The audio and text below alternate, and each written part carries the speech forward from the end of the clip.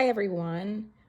I'm going to do a quick tutorial for you just demonstrating how easy it is to paint some of our projects using a baby wipe, or a high quality wet paper towel or rag would also work as well.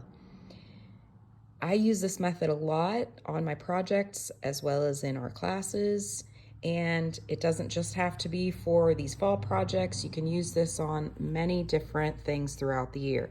I use the baby wipe method on many pieces of this particular project, as well as almost exclusively on our fall gnome. I'm going to kind of walk you through doing a few different pieces of this. This entire project was all done using a baby wipe, with the exception of some of these little details that I did paint with a brush. Other than that, the rest of it was done with a baby wipe, and I'm going to show you some pieces of that. I actually started one in another color just to show you how you can get a different look. I also sometimes will sand. This is just a sanding block that I use. I like that distressed look, so that is an option as well. With this particular piece, I'm going to do the background first and just show you how quick and easy that is. Just taking a baby wipe that is, of course, damp. I most often use Walmart brand ones. And I have my fall color palette of paint here, and I'm just going to grab a little bit on my baby wipe. A little bit of it goes a long way.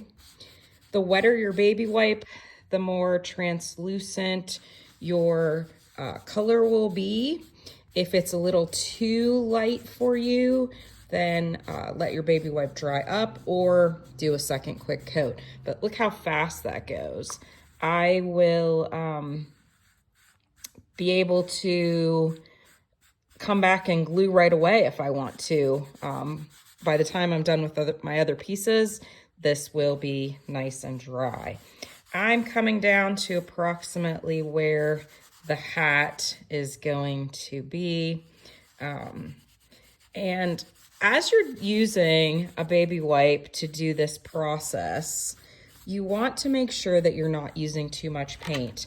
I barely used any paint on that. I mean, you can see this is still very full. And that's how quick and easy the baby wipe method can be. I am pretty happy with it the way it is. I probably will not do a second coat on that.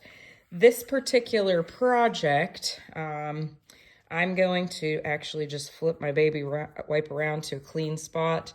I'm going to grab some of this lighter brown, and I'm just going to do the rest of this. For this fall gnome, I'm not doing a white beard like you often see on gnomes throughout the year. We're making him have a leaf beard, so it is a pale brown tan kind of caramely color. So that is all there is to it. Barely used any paint. It is like really almost dry. If you're using this method and you've got paint smearing all over, you're using way too much paint. A little bit goes a long way. You're basically doing a faux staining type of method. Before starting the video, I had already done some others in this color. This particular piece is going to sit right there. His nose, which I did in peach already, is going to sit there. These parts will have to be done later on. I'm not putting this whole thing together during the video because I wanted to be able to just show you how easy it is to use this method, and you can use it on many of our different projects. I'm going to, I mean, you can swap out to new baby wipes if you want. I'm just kind of flip this one around and keep going with it.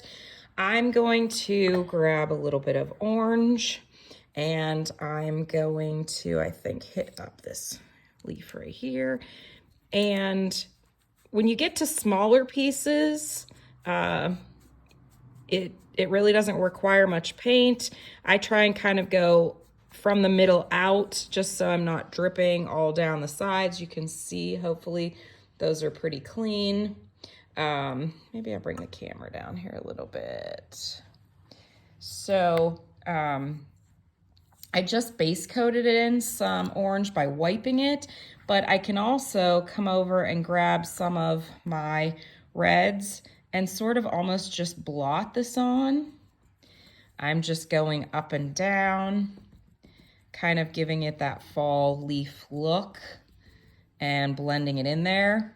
I could stop right there if I wanted. I could grab a little bit of another color, take a clean spot, smush it a little, and really that's all there is to it. Super easy and quick.